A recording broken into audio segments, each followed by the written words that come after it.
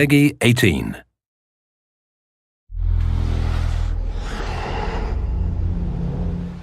Hi, my name is Ashraf Ismail, Game Director of Assassin's Creed 4 Black Flag, and I'm very proud to be showing off the Caribbean open world. Here, we're going to start with Edward. After completing a few missions, he's met up with the assassins, but he's not yet bought into the creed, so he still has this selfish need for fame and fortune. Edward is one of the most unique characters we've created for the Assassin's Creed universe. He is a man who is still trying to figure out who he is in life and what he wants to get out of it. At this point in the story, he still wants that fame, so one way to get it is to complete these assassination contracts. This is a way to make money and to gain a bit of notoriety. So here we go. We have 2 targets to take out, 2 Templar brothers. So we're going to accept the contract, and the world map is going to show us where this contract takes place. So we see here that the contract is actually very close to us. It starts in the village we're in, but as we zoom out, we want to show you the world that we have. Many locations, over 50 locations, centered by Cuba, the Bahamas, and Florida up north. This is a massive world. There's a lot to find and do in this Caribbean Sea. But now we'll get back to the Fisherman Village and go after our targets. The Fisherman Village, it's one type of location in this world. It's really here as a convenience to the player. This is where you can start missions, where you can shop to upgrade Edward and the Jackdaw itself. It's really about the mood and the ambiance of the Caribbean Sea. In the distance, we have a tavern that we're approaching. Taverns are places where you can hire crew, play mini games, drink if you wish. But for now, we're going to focus on the targets and take them out.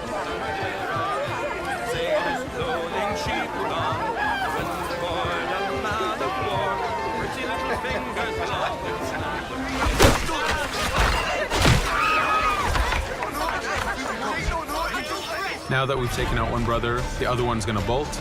Just like classic ACs, we can chase him down and take him out that way, but there's many ways to complete this contract. We can use the new free aim system to shoot him this way, to eliminate him that way. We can jump onto the ship and take him out with his crew, but instead we're going to let him escape into the sea and follow him with the Jackdaw. This is your ship. This is the second main character of the game. You're going to have to customize and upgrade the ship as you go on this journey with Edward.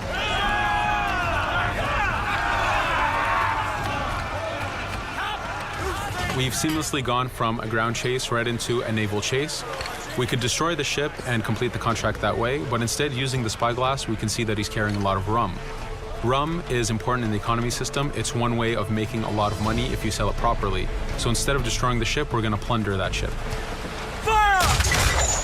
Here you can see the upgrades that we've made into the naval combat. Using the front cannons, you can shoot chain shots to slow down the ship. Using the new round shot mechanic of trajectory aiming, you can aim for the hull and do a lot of damage this way. This specific enemy is what we call a frigate. Frigates are the type of ships that you need to destroy as fast as you can, because the longer the fight lasts, the more damage they're capable of doing. We have other enemy types like the Charger or the Man of War. The Man of War is a massive ship capable of carrying over 100 cannons. These are ships that you really need to upgrade to be able to face. But now that this frigate has been demasted, we can start the boarding. Boarding, it's very important. You are a pirate. This is how you gain cargo. This is how you take on ships. So here we can start the boarding from any orientation or angle we wish. The distance even matters. If you get too close, the 2 crews will just jump right into each other. If you start a bit further, you can jump in the water and go in for a sneak stealth attack. We have 2 objectives to accomplish for this boarding. We can take out the captain, and we need to take out some of his crew. So using the swivel gun, we will efficiently take out a lot of the crew. And now we'll go for the captain using Edward's navigation abilities. Here, again, using the new free aim system, we have a dangerous enemy on the other side taking out our crew. We can easily take him out with a headshot. So what we see here is that 2 ships have come together to create this 3D environment where, using your assassin abilities to navigate, to be stealthy, you can take the advantage and get the kill by surprise. Now that we've taken out the captain, we still need to take out a few of the crew members to complete this boarding. Now that we've plundered the ship, we're going to gain that rum that we saw earlier, but we're also going to gain ammo and crew members and some gold. With every boarding, there's 3 options that you can do with that ship. You can gain crew members, you can send the ship to your fleet if you wish, or you can salvage a ship to repair the Jackdaw if you took too much damage in the fight. In this case, since we did well, we're going to send the ship to our fleet. Now that we're back in the Caribbean Sea, we needed to make sure that every minute something is being advertised to the player, something new for the player to do. In this case, we have this uncharted location. These are what we call playas. We have over 75 of these in the Caribbean world. Every playa has something very important for the player to find, something that will help in upgrading Edward or the Jackdaw. So it's in your advantage to explore these locations.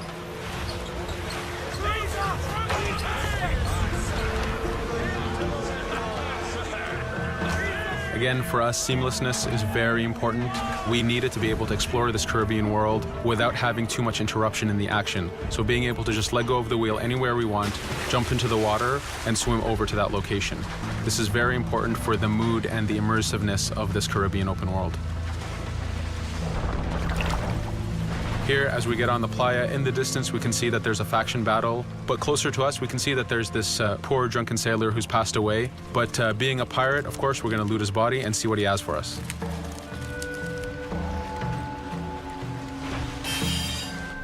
So we found a treasure map. This treasure map is asking us to go to an island called Misteriosa. Every time you find one of these, you know that you're going to find a treasure that is linked to the progression of the Jackdaw or Edward, so they are very valuable. Here we're going to take a look at that faction battle. We have a British ship facing off against a Spanish ship. We could jump in and take advantage of this opportunity, allowing each ship to weaken the other and for us to plunder both. But now we're going to make our way back to the Jackdaw. Again, this is the second main character of the game. There's a lot of customization and a lot of upgrading to do on the Jackdaw. You can upgrade all the weapons to fit the playstyle you wish. Now, as we get onto the Jackdaw, we can see that the crew is cheering for us. Edward has a really close relationship with his first mate, Adewale, standing right there, and with his crew. And this is something that you'll see later in the demo, that we can lose and gain crew members. Again, using the spyglass, we can really see the contents of a ship, but you can also assess the danger and threat level of these ships. But for now, we're going to continue to Misteriosa to find that treasure. Here we've crossed into a harpooning zone. The harpooning system is connected to the hunting system, which is used for upgrading Edward himself. So you can upgrade the number of weapons he carries, the ammo that you can carry, and even his health.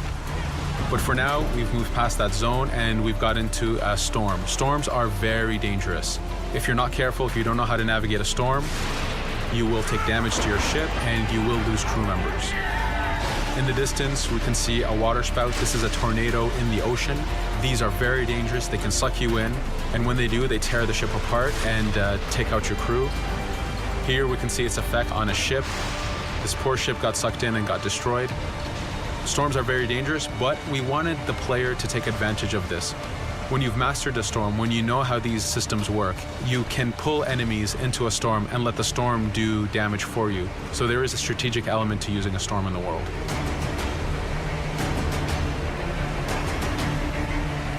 Here we can see that the storm is dying down a bit, but there's still this torrential downpour. It was very important for us to get the real mood of and atmosphere of the Caribbean in the weather cycles and in the daytime cycles.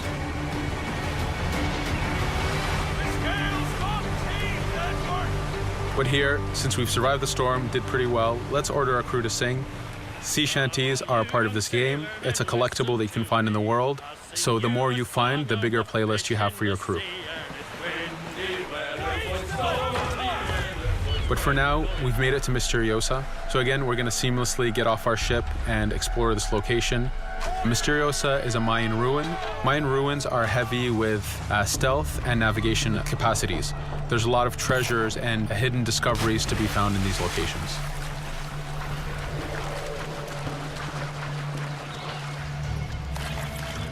If we recall the treasure map, the treasure is hidden behind a temple. So just by quickly looking around, we can see that temple looks about right. So that's our objective. We'll head there. As we go this way, we can see there's a lot of guards on the beach.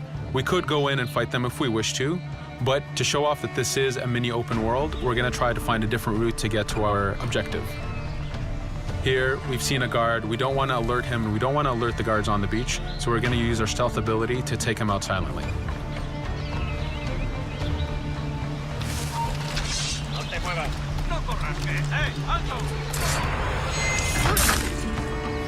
With AC3, we were able to push the navigation in the frontier, which means using natural environments like trees and rocks and so on. Mayan ruins are the perfect place where we mix man-made structures and these natural environments. So you really get to feel how far the navigation abilities of the assassin have come since the original game. In the distance there, we can see another part of the island being blocked off by a patrol of guards. We're going to avoid it for now and go for that treasure.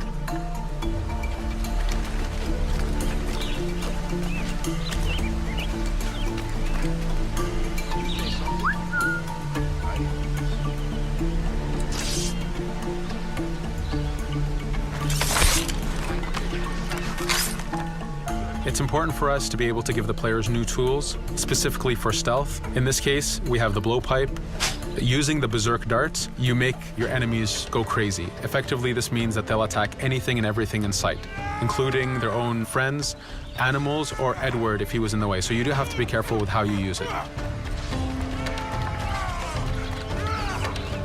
But now that we've caused a distraction, if we happen to fall down there, at least there's already a bit of damage done for us. But using our navigation skills, we're able to get past that area without any trouble. There in the distance, you can see the jackdaw placed exactly where you left it when you got onto this location. It's really important for us to show the beauty of this Caribbean world. The Caribbean has some amazing vistas, and we pushed ourselves to replicate this in the game.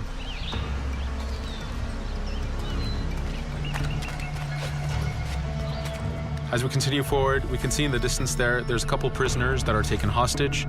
This is a scenario that you need to use stealth. If you're detected by those guards, they will kill the hostages.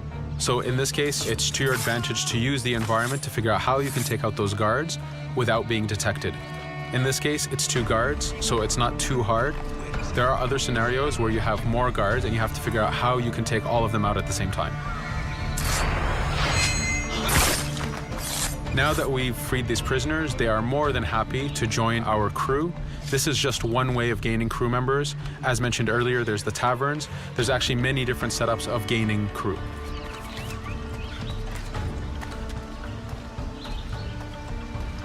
Here, we're going to go back to the treasure map. We can see that the treasure is actually behind the temple near a fountain. So if we just look around, we can see that it's around here.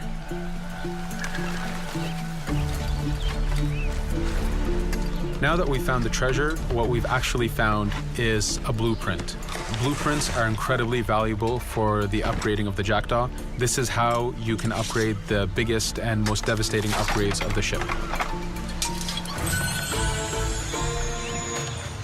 So here we're approaching a reach high point. Just like classic ACs, synchronizing with the reach high point reveals the contents of a location and the map itself. But as an added feature, because this game world is so huge, there are many different locations, this also becomes a fast travel point. So now you can, by synchronizing, now you can come back here anytime you wish to collect those treasures that we passed up a bit earlier. Here we've reached the end of the demo. This was a tease of the open world that we have. We're very excited to be able to show off this game and to let you play it very soon. Thank you for joining us.